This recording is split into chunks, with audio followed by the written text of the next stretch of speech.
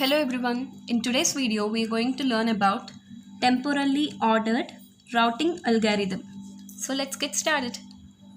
Temporally ordered routing algorithm, that is TORA, is a source initiated on demand routing protocol. Source initiated in the sense the source will initiate the process of finding the route from the source to the destination. That is meant by source initiated. And on demand means when there is a demand for the packet transmission, then only the route will be calculated. On demand routing protocol, which uses a link reversal algorithm and provides a loop free multi-path routes to the destination node. Means link reversal algorithm indicates that it will use forward path and reverse path. I'll get to know about it later. And provides a loop free. Loop free means there are no loops from the there are no loops in the path from the source to the destination node. And there are multi-path routes, means if a path break occurs, then there is another alternative path from the source to the destination node. That is multi-path routes to a destination node. In TORA, each node maintains its one-hop local topology. You see what is meant by one-hop local topology? I'll tell you. If for example, if you consider this is the source node 1 and this is the destination node 7. Here from 1 to 6 the distance is one hop, single hop. By using a single hop, this node 1 can reach this node 6. That is meant by one hop. If it wants to reach this 7, then it is 2 hop distance. See, 1 to 6, 6 to 7. That is 2 hop distance. 1 to 6 is 1 hop, 6 to 7 is another hop, 1 plus 1, 2 hop. Means the distance between the nodes is 1 hop, 2 hop.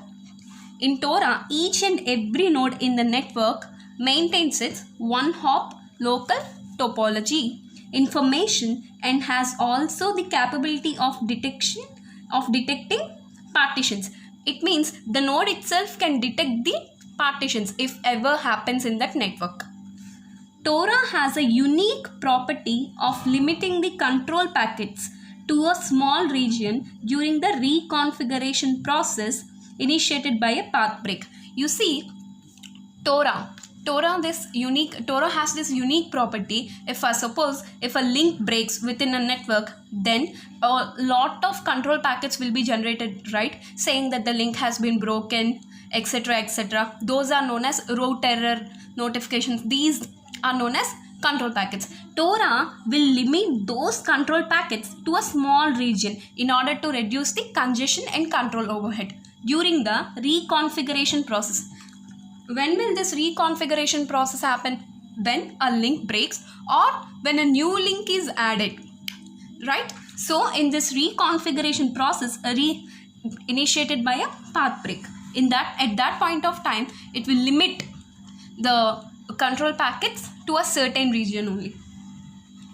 Figure 1. This is the figure 1.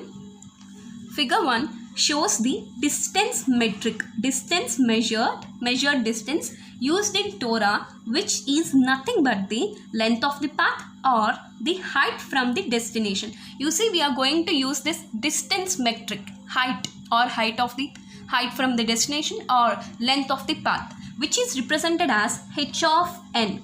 H of n denotes height of the node n. Height of the node n from the destination node. From the destination node, we are calculating the distance to that particular node. That is h of n. Here, for example, if you see this, here we have this h of 3, right? H of 3 indicates that the height of the node 3 with respect to the destination node 7. Did you get it? So now TORA has 3 main functions. What are those? Route establishing, route maintenance, and erasing routes. You see, these 3 are very, very important in any protocol.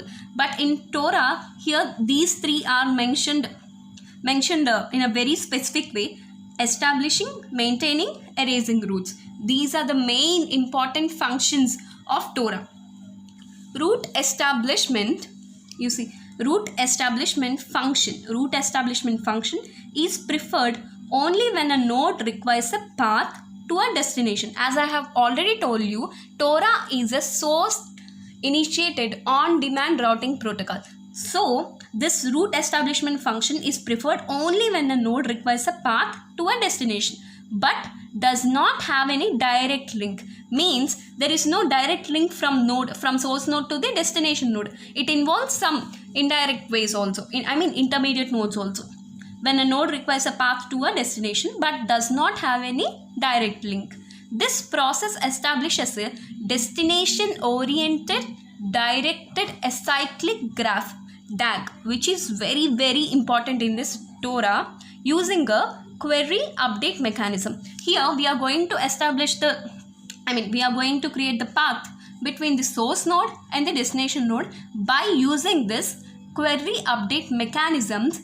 We are going to use this mechanism in order to establish the path between the source node and the destination node. Here, destination oriented directed acyclic graph DAG is used when node 1 has data packets. That means node 1 is the source node, right? So when source node has data packets to be sent to the destination node, node 7, this is the destination node, a query packet is originated by the node.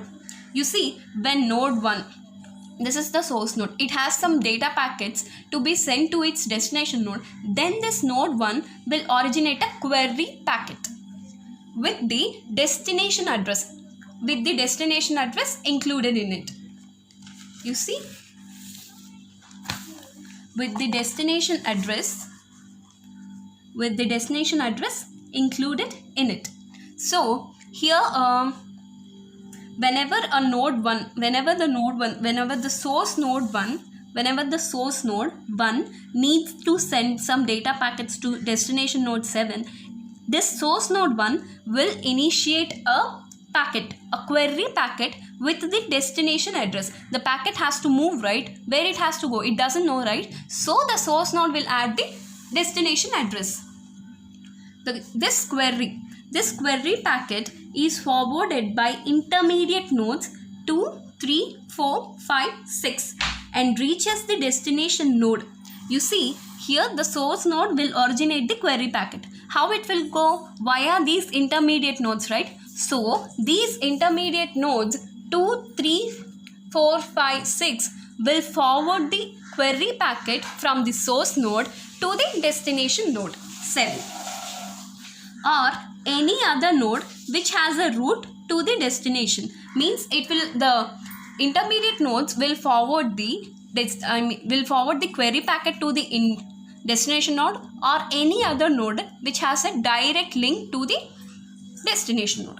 The node that terminates the query packet replies with an update packet containing its distance from the destination. You see, the node will be the node that terminates the query packet. Means in this case we are going here with destination node 7. So the node 7 destination, whenever it receives the query packet, it will just terminate it and it will reply with an update packet, like an acknowledgement to the sender, containing its distance from the destination. If it's a destination itself, then it is 0 at the destination node. If it's not the destination, if it is some other node which has direct link to the destination, then it can also terminate this query packet and reply with an update packet. The destination node originates an update packet. Each node that receives the update packet sets its distance to a higher value than the distance of the sender of the update packet. By doing this, a set of directed links from the node which originated the query to the destination node is created. This forms the DAG. I'll tell you how. You see, here the destination node will send the update packet, right? So it will send it to sorry, this is not the one. Here the source node has originated a query packet. So this query packet will be forwarded by these intermediate nodes to the destination node. Whenever the destination node has got that query packet, it will acknowledge the source node by sending this update message. This update message will be originated by the destination and it contains the distance from the destination. Here, as the destination node itself originated the update packet, the distance from the destination will be 0. As it reaches this node 6, the distance between them will be increased, right? The distance will be added to that. If it reaches this node, then it will be added. It will be higher, right? From here to here, example, let us consider it is 5. The distance between them is 5. Then from here to here, the distance will be more than 5, right? So the distance will be increasing. This is the point which it will explain, that the destination node originates an update packet. Each node that receives the update packet sets its distance to a value higher than the distance of the sender of the update packet. By doing this, a set of directed links from the node which originated the query to a destination node is created. By doing like this, we are creating a direct link between the source node and the destination node. This forms DAG. As I have already told you, DAG means destination oriented directed acyclic graph, DAG. Using this query update mechanism, we are doing this. Once a path to the destination is obtained, once a path is found out between the destination and the source node, it is considered to exist as long as the path is available, irrespective of the path length changes. If at all new nodes adds, the path length changes. The path length changes when a new node is added. Then also when the path is available, this path is considered to be exist as long as the path is available, due to the reconfigurations that may takes place during the course of data transfer session.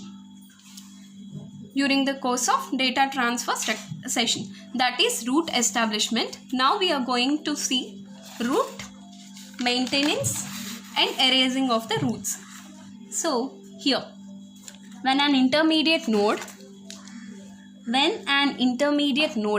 say node 5, discovers that the route to the destination node is invalid. See, here a node 5 has discovered that the route to the destination node is invalid, as shown in figure 2. I'll show it to you later.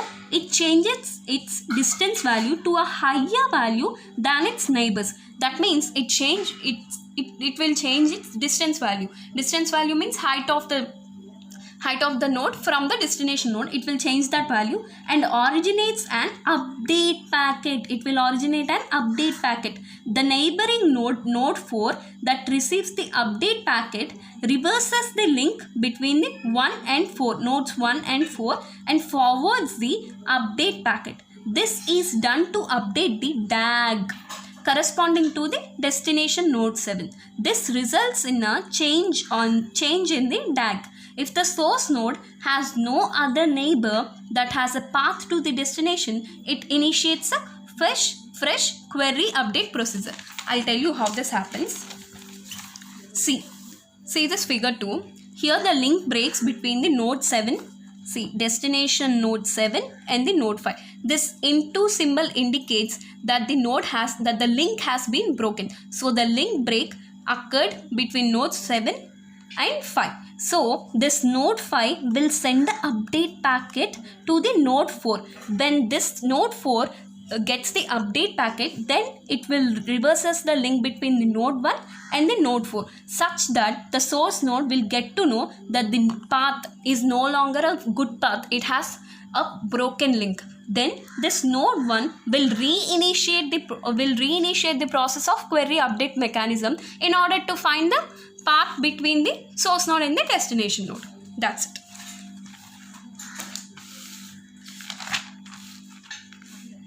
See,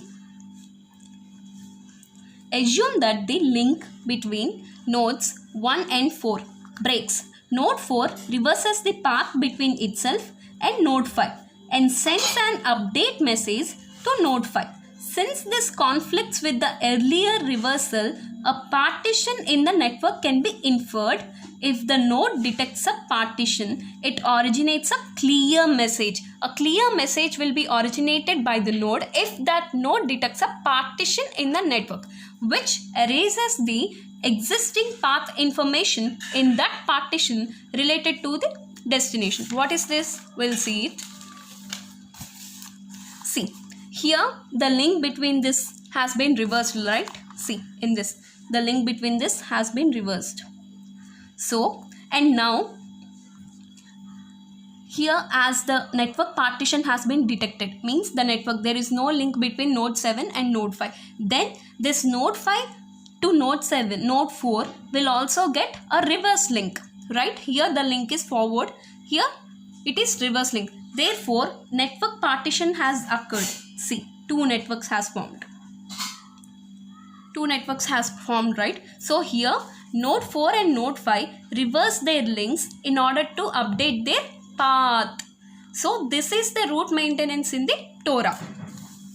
If a root break occurs, then node 5 will send the update packet to the node 4, and this node 4 will reverse the link between the node 1 and the node 4, and this node 1 will reinitiate the process of root establishment. If this happens, see, the network has been broken, right? It has been parted. Then this node 4 has a reverse link with node 1. This node 5 will also have a reverse link with node 4. That is what has been said in this point. In this point, if a node detects a partition, then it initiates or originates a clear message which erases the existing path information in that partition related to the destination. Means the path, the route or the path to the destination from the destination from the source has been erased completely. These are the advantages of Torah. By limiting the control packets for root reconfigurations to a small region, Torah incurs less control overhead. Detection of partitions is one of the most important advantage, as the node itself can detect it. Disadvantages: concurrent detection, means simultaneous detection of partitions and subsequent deletion of roots could result in a temporary oscillations and transient loops. Loops will be formed if due to the detection of partitions and deletion of roots. The local reconfiguration of paths result in non-optimal routes, means they are not optimal. Thank you so much for watching this video. If you find my video worth watching, please do subscribe to my channel.